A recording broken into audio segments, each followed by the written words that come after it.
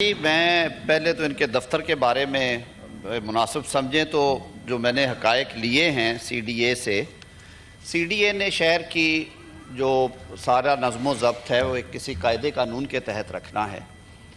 اور نہ صرف سی ڈی اے کا یہ اپنا فیصلہ تھا بلکہ اسی ایوان بالا کی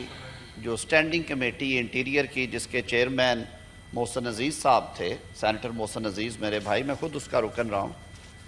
انہوں نے اپنی کمیٹی میٹنگ میں سی ڈی اے کو کہا کہ آپ تجاوزات کے بارے میں اپنا کام تیز کریں، شہر میں جگہ جگہ پہ تجاوزات ہیں۔ وہ کیمپین شروع کروائی گئی۔ پہلا نوٹس جو ہے ان کو وہ 2020 میں دیا گیا جب ان کی اپنی حکومت تھی، اپنے ہی دفتر کی بابت۔ پھر وہ نوٹس ریپیٹ ہوتے رہے، ظاہر ہے وہ ایک کلاؤٹ ہوتا ہے گورنمنٹ کا جس کی وجہ سے وہ نوٹسز شاید کاغذوں میں ہی رہ گئے۔ پچھلے سال دوبارہ انہیں یاد دہانی کرائی گئی کہ آپ نے 2 فلور جو ہیں بغیر نقشے کے، بغیر منظوری کے اس پہ بنا رکھے ہیں، اور اس کے ساتھ ساتھ آپ نے پبلک ایریا کے اندر کنٹینرز بھی لگا رکھے ہیں اور پارکنگ شیڈ بھی بنا رکھے ہیں، آپ انہیں ریموو کریں۔ بارہا یہ نوٹسز ریپیٹ ہوئے 6 ماہ کے فرق سے، 3 ماہ کے فرق سے۔ آخری نوٹس جو ہے وہ فائنل اپرچونٹی کے لیے انہیں 10 مئی کو دیا گیا ابھی سر، اور وہ پورا ایک پلندہ ہے جو کہ بارہا سی ڈی اے کا عملہ ان کو کہتا رہا کہ جی آپ یہ تجاوزات ہیں، یہ منظوری کے بغیر بنائی گئی ہیں، نہ صرف کہ عمارت پہ 2 منزلیں اوپر جو تعمیر کی گئی بلکہ جو آپ نے پبلک ایریا میں کنٹینرز اور پارکنگ شیڈ بنایا وہ ریموو کریں، اس کی وجہ سے پبلک کو دقت ہوتی ہے۔ تو 10 مئی کے نوٹس کی روشنی میں اس کے پرسوانس میں یہ ریموولز کی گئی ہیں۔ یہ قانون کے عین مطابق ہے۔ This is what I have been briefed. میں نے اجلاس میں آنے سے پہلے چیئرمین سی ڈی اے سے خود بات کی اور میں نے انہیں کہا کہ ایسی نوبت کیوں آئی ہے، تو انہوں نے کہا یہ سر یہ 4 سال سے سلسلہ جاری تھا اور فائنل اب آخری نوٹس انہیں سرو کیے بھی ہمیں وہ ٹائم گزر چکا تھا جو ہم نے ان کے 7 دن کا یا 14 دن کا ٹائم دے رکھا تھا، تو صرف اس کے بعد یہ کیا گیا۔ سو دس از اے لیگل پروسیس۔ ان کے پاس ریمیڈی تھی، ان نوٹسز کو چیلنج کر لیتے، ان پہ کوئی حکم امتناعی آ جاتا، لیکن ظاہر ہے مائٹ از رائٹ ہے، جو چیز انہوں نے بنا لی انہوں نے مناسب نہیں سمجھی۔ فاضل لیڈر آف اپوزیشن نے کہا کہ وزیر قانون بڑا آج کل عدلیہ پہ بہت حملے کرتے ہیں۔ I take serious exception to this and with all responsibility I would state on the floor of the house کہ میں نے جو گفتگو کی ہے میں اس ایوان کے سامنے پرسوں کے سیشن میں اس کا ایک ایک لفظ اون کرتا ہوں۔ اگر اپنے حق کی بات کرنا، اگر قانون کے دائرے میں رہ کر کسی ادارے کی جو خود مختاری ہے اور اس کی جو انڈیپینڈنس ہے اس کی بات کرنا، اگر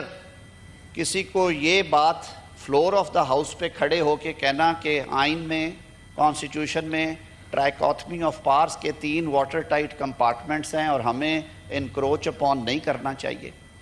اگر یہ کہنا کہ جج صاحبان ہمارے لیے انتہائی قابل عزت اور قابل احترام ہیں اور روایت بھی یہ ہے، قانون کی منشا بھی یہ ہے، خوبصورتی بھی یہ ہے کہ وہ اپنے قلم کے ذریعے، اپنے فیصلوں کے ذریعے اپنی رائے جو ہے وہ دیا کریں، اپنا فیصلہ سنایا کریں، اگر یہ کہنا کہ ٹی وی کے ٹکرز کی وجہ سے، غیر ضروری ریمارکس کی وجہ سے لوگوں کی دل آزاری ہوتی ہے، انہیں تکلیف پہنچتی ہے، اگر یہ کہنا کہ آئین پاکستان ہر شخص کی جو ڈگنیٹی، آنر ہے، اس کی جو انڈیپینڈنس ہے اس کو پروٹیکٹ کرتا ہے، یہ فنڈامنٹل رائٹ ہے، اگر یہ سب کچھ کہنا حملہ ہے تو مجھے ایسے حملے کرنے میں کوئی شرم اور تکلیف محسوس نہیں ہوتی۔ آپ اپنے حقوق آپ بول رہے تھے، میں نے جواب کا حق مانگا تھا۔ اب ذرا اپنے دامن میں بھی تو جھانکیے، تاریخ کے جھروکوں میں جاتے ہیں۔ سینیٹر عرفان صدیقی صاحب نے اپنے کیس کا ذکر کیے بغیر وہ سارے چیزیں آپ کے سامنے رکھی۔ کیا اسی ایوان میں جب میرے بھائی شبلی فراز صاحب ان نشستوں پہ بیٹھتے تھے، لیڈر آف ہاؤس بھی تھے، وزیر بھی تھے کابینہ کے، 2018 سے لے کے 2022 تک جو کوہرام برپا ہوتا رہا، جس طرح سے لوگوں کے گھروں میں سیڑھیاں لگا کے، سابق وزیر اعظم کے گھر پہ سیڑھی لگا کے کمانڈوز کو اندر بھیجا گیا کہ اس کو گرفتار کر کے باہر لانا ہے، کس لیے کہ وہ درخواست ضمانت جو اس کی فکس ہے 2 دن بعد اس میں پیش نہ ہو سکے۔ کیا ہماری آنکھوں نے یہ مناظر نہیں دیکھے؟ میں نے اپنی بات کی تھی کہ 4 سال 2018 سے لے کے 2017 کے اینڈ پہ ہی کام شروع ہوا، لیکن 2018 سے 2022 وہ کوئی ایسا دن نہیں تھا جس روز کسی نہ کسی عدالت میں سیاسی اسیر کی رہائی کے لیے یا سیاسی اسیروں کی رہائی یا ان کے مقدمات کی پیشی کے سلسلے میں ہم نہیں تھے جاتے۔ کیا ہم سب نے نہیں دیکھا کہ قومی اسمبلی کے ایک معزز رکن کو 15 کلو گرام ہیروئن کے کیس میں اس سے زیادہ بھونڈی حرکت نہیں کی جا سکتی؟ اس کو گرفتار کیا گیا جب وہ ایم آر آئی کی ڈیٹ اس نے لے رکھی تھی اور وہ اپنی آنکھ کے علاج کے لیے آغا خان جانا چاہ رہا تھا۔ کیا تحقیقات ہوئی نا جی؟ پھر وہ جو آسمان کی طرف وزیر موصوف نے کلمہ پڑھ کے کہا کہ میں شہادت دیتا ہوں، پھر کیوں نہیں شہادت دی انہوں نے؟ عدالت نے تو بلایا کہ جو شہادت ہے لے کے آئیں، میں اس مقدمے کا وکیل ہوں، مجھے اس مثل کی ایک ایک سطر اور ایک ایک صفحے کا علم ہے۔ کیوں نہیں وزیر موصوف گئے اور انہوں نے کہا کہ میں آن اوتھ کہتا ہوں کہ یہ کیس سچا ہے؟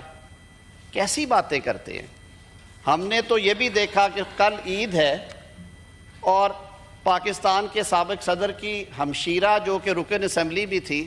انہیں ہسپتال سے گرفتار کر لیا گیا کہ وہ بچوں کے ساتھ عید نہ منائیں۔ ہم تو خود یہ جو 2 جماعتیں ادھر بیٹھی ہوئی ہیں، شاید انہی کے بارے میں کہا گیا کہ مٹی کی محبت میں ہم ہستا تنوں نے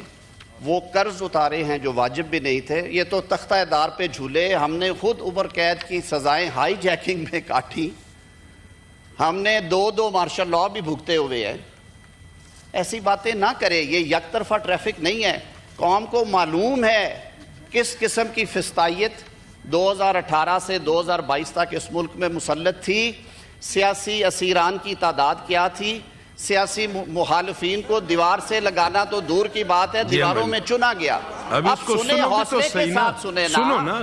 آپ حوصلے کے ساتھ سنیں، آپ ڈکٹیٹ نہیں،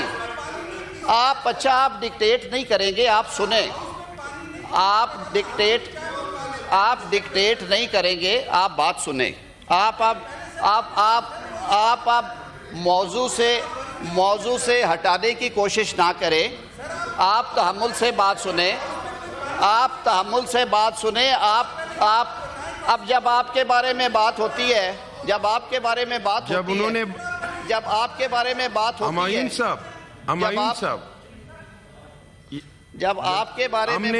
ہے،